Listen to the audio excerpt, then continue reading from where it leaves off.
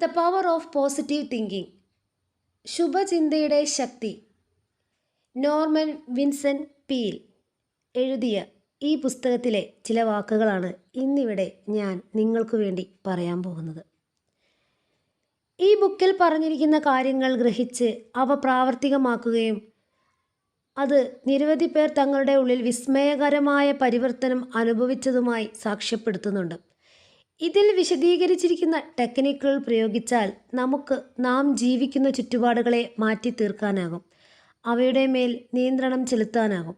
സഹപ്രവർത്തകരുമായും ചുറ്റുപാടുള്ളവരുമായും ഒക്കെയുള്ള ബന്ധം മെച്ചപ്പെടും. അതോടെ നിങ്ങളുടെ പോപ്പുലാരിറ്റിയും ആത്മവിശ്വാസവും വർദ്ധിക്കും. അതുവഴി മാനസികവും ശാരീരികവുമായുള്ള ആരോഗ്യം കൂടും, ചിന്തകൾ തെളിമയുള്ളതാവും.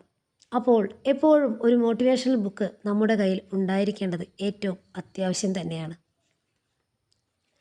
നമുക്ക് തുടങ്ങാം. നിങ്ങളിൽ തന്നെ വിശ്വസിക്കൂ.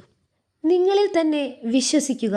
നിങ്ങളുടെ കഴിവുകളിൽ വിശ്വസിച്ച് ആശ്രയമർപ്പിക്കുക.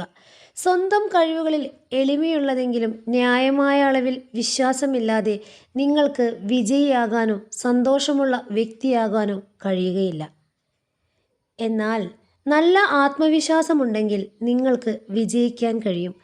അപകർഷാബോധവും അപര്യാപ്തബോധവും നിങ്ങളുടെ ആശകൾ നേടുന്നതിൽ തടസ്സമുണ്ടാക്കുന്നു.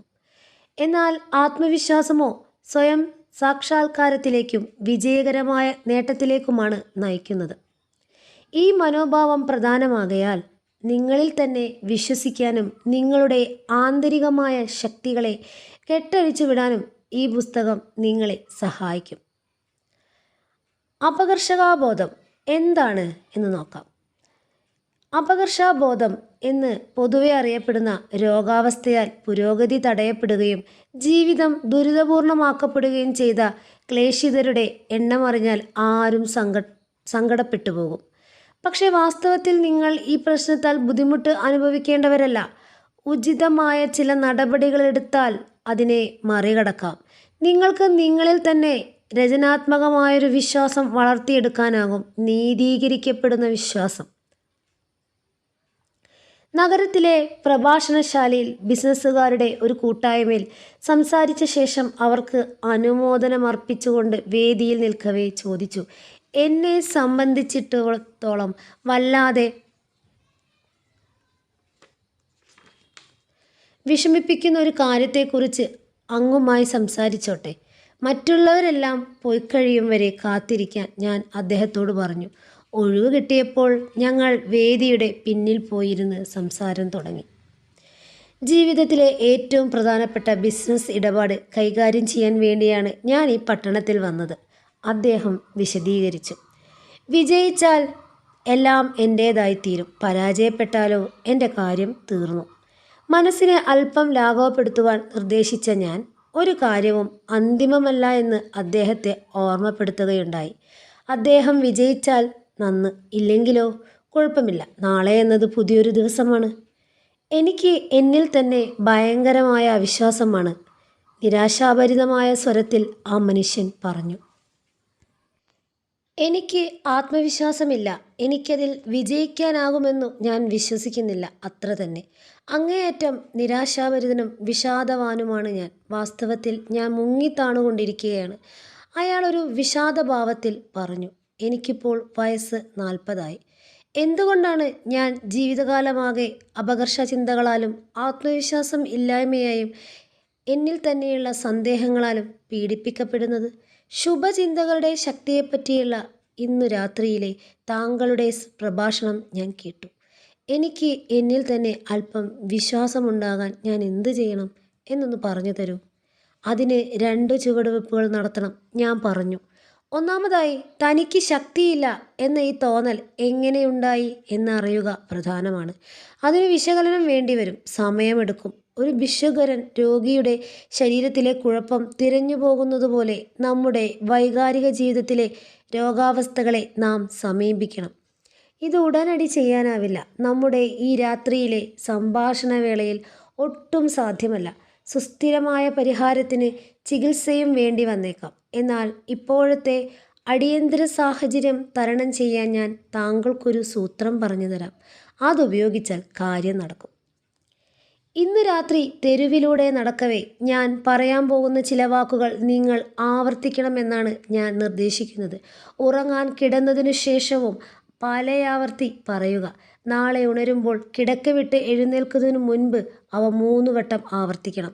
താങ്കളുടെ പ്രധാനപ്പെട്ട കൂടിക്കാഴ്ചയ്ക്കായി പോകവേ അവ അധികമായി 3 വട്ടം കൂടി പറയണം. വേണ്ടത്ര വിശ്വാസത്തിൻ്റെ മനോഭാവത്തോടെ വേണം ഇത് ചെയ്യാൻ. അപ്പോൾ ഈ പ്രശ്നം കൈകാര്യം ചെയ്യാൻ ആവശ്യമായ ശക്തിയും പ്രാപ്തിയും താങ്കൾക്ക് ലഭിക്കും. പിന്നീട് താങ്കൾ ആഗ്രഹിക്കുന്ന പക്ഷം നമുക്ക് താങ്കളുടെ അടിസ്ഥാനപരമായ പ്രശ്നം വിശകലനം ചെയ്യാം. അതിനെ തുടർന്ന് എന്തു വന്നാലും ഞാനിപ്പോൾ പറയാൻ പോകുന്ന സൂത്രവാക്യം താങ്കളുടെ സൗഖ്യപ്രക്രിയയിൽ വലിയൊരു ഘടകമായി തീരുന്നതാണ്. ഞാൻ അദ്ദേഹത്തിന് നൽകിയ ഉറപ്പിൻ്റെ വാക്യം ഇതാ: എന്നെ ശക്തനാക്കുന്ന ദൈവത്തിലൂടെ എനിക്ക് എല്ലാം ചെയ്യാൻ കഴിയും. അദ്ദേഹത്തിന് ഇത് പരിചയമില്ലായിരുന്നു. അതിനാൽ ഞാനതൊരു കാർഡിൽ എഴുതി അദ്ദേഹത്തെ കൊണ്ട് 3 തവണ ഉറക്കെ വായിപ്പിച്ചു. എന്നെ ശക്തനാക്കുന്ന ദൈവത്തിലൂടെ എനിക്ക് എല്ലാം ചെയ്യാൻ കഴിയും. ഈ കുറിപ്പടി പ്രകാരം ചെയ്യുക, എല്ലാം ശരിയാകുമെന്ന് ഉറപ്പ്. ഞാൻ പറഞ്ഞു. അദ്ദേഹം മെല്ലെ എഴുന്നേറ്റിട്ട് കുറച്ചു നേരം ഒന്നും മിണ്ടിയില്ല. പിന്നെ എന്തോ ഉറപ്പിച്ചിട്ടെന്ന പോലെ പറഞ്ഞു, ഓക്കെ ഡോക്ടർ, ഓക്കെ. എന്തോ തീരുമാനിച്ചുറപ്പിച്ചിട്ടെന്നോണം അദ്ദേഹം രാത്രിയുടെ ഇരുളിലേക്ക് ഇറങ്ങി നടക്കുന്നത് ഞാൻ നോക്കി നിന്നു. സഹതാപം തോന്നിപ്പിക്കുന്ന ഒരു രൂപമായിരുന്നു ആ മനുഷ്യൻ്റേത്. എങ്കിലും ആ പോക്കു കണ്ടാൽ വിശ്വാസം അദ്ദേഹത്തിൻ്റെ മനസ്സിൽ പ്രവർത്തിച്ചു തുടങ്ങിയെന്ന് വ്യക്തമായിരിക്കുന്നു. ഈ ലളിതസൂത്രം തനിക്ക് അത്ഭുതങ്ങൾ ചെയ്തു തന്നു എന്ന സാക്ഷ്യവുമായാണ് അദ്ദേഹം പിന്നെ വന്നത്. ബൈബിളിൽ നിന്നുള്ള ഏതാനും വാക്കുകൾ ഈ മനുഷ്യന് ഇത്ര വലിയ കാര്യങ്ങൾ ചെയ്തു കൊടുക്കും എന്നത് അവിശ്വസനീയം തന്നെ, അദ്ദേഹം കൂട്ടിച്ചേർത്തു. തൻ്റെ അപകർഷ കാഴ്ചപ്പാടുകളുടെ കാരണം സംബന്ധിച്ച് അദ്ദേഹം പിന്നീട് പഠനം നടത്തി. ശാസ്ത്രീയമായ കൗൺസിലിങ്ങിലൂടെയും വിശ്വാസത്തിൻ്റെ പ്രയോഗത്തിലൂടെയും അവയെല്ലാം നീക്കം ചെയ്തു. എങ്ങനെയാണ് വിശ്വാസം ഉണ്ടാകേണ്ടത് എന്നതിൽ അദ്ദേഹത്തിന് പരിശീലനം നൽകി. പിന്തുടരാൻ സുനിശ്ചിതമായ ചില നിർദ്ദേശങ്ങൾ കൊടുത്തു. ഈ അധ്യായത്തിൽ തന്നെ അവ തുടർന്നു പറയുന്നുണ്ട്. ക്രമേണ അദ്ദേഹം ശക്തനും സുസ്ഥിരനും ഗണ്യമായ അളവിലുള്ളതുമായ ആത്മവിശ്വാസങ്ങൾ ഉള്ളവനുമായി തീർന്നു. ഇന്ന് കാര്യങ്ങൾ തന്നിൽ നിന്ന് അകന്നു പോകുന്നതിന് പകരം തന്നിലേക്ക് ഒഴുകി വരുന്നത് സംബന്ധിച്ച് വിസ്മയം അദ്ദേഹം എപ്പോഴും പ്രകടിപ്പിക്കാറുണ്ട്. അദ്ദേഹത്തിൻ്റെ വ്യക്തിത്വം നിഷേധാത്മകമായ ദിശയിൽ നിന്നു മാറി പുരോഗമനപരമായ ശുഭകരമായ ദിശ സ്വീകരിച്ചു. അതിനാൽ അദ്ദേഹം പിന്നീട് വിജയത്തെ അകറ്റിക്കളഞ്ഞിട്ടില്ല, നേരെ മറിച്ച് അതിനെ തന്നിലേക്ക് ആകർഷിക്കുകയാണ് ചെയ്യുന്നത്. അദ്ദേഹത്തിൽ നിന്ന് തന്നിൽ തന്നെ ഉറച്ച വിശ്വാസം ആയിക്കഴിഞ്ഞു.